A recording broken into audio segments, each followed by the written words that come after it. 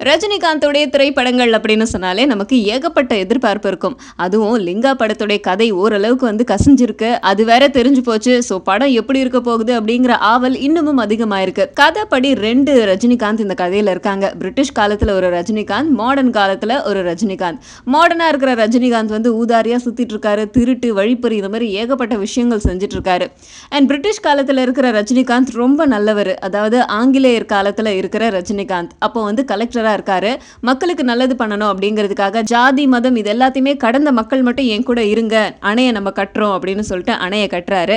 அணையெல்லாம் கட்டி முடிச்சு அதை திறக்கிற நேரத்தில் அவருக்கு ஒரு அவமானம் ஏற்படுது. அதனால அணையை கட்டாம எங்கேயோ போயிடுறாரு. அதை தொடர்ந்து மக்கள் நிறைய ஆபத்துகளை சந்திக்கிறாங்க. இந்த ஆபத்தெல்லாம் தடுக்கணும் அப்படின்னா அணையை திறக்கணும், அதுக்கு ரஜினிகாந்த் தேவை அப்படின்னு மக்கள்லாம் சேர்ந்து ரஜினிகாந்தை தேடுறாங்க.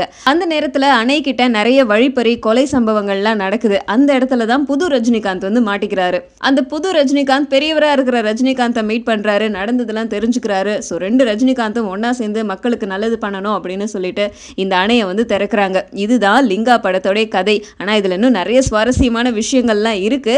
கதை படம் வர்றதுக்கு முன்னாடியே வெளியாயிடுச்சு. இதனால என்ன ஷாக்ல இருப்பாங்க இந்த படத்தோடைய யூனிட் அப்படின்னு தானே நினைக்கிறீங்க. ரஜினிகாந்தும் சரி, KS ரவிக்குமாரும் சரி இதை பத்தி கண்டுக்கவே இல்லையா.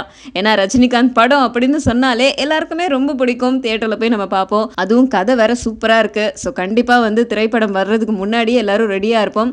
திரைப்படம் தீபாவளிக்கு வருது அப்படின்னு சொன்னாங்க. ஆனா படத்துல சோனாக்ஷி சின்ஹா ஒரு பொங்கல் பாட்டுக்கு டான்ஸ் ஆடுறாங்களாம். அதனால படம் பொங்கலுக்கு வரும் அப்படின்னு எதிர்பார்க்கப்படுது. எப்ப வந்தா என்ன, லிங்கா படம் சீக்கிரமா வந்தா அதுவே போதும்.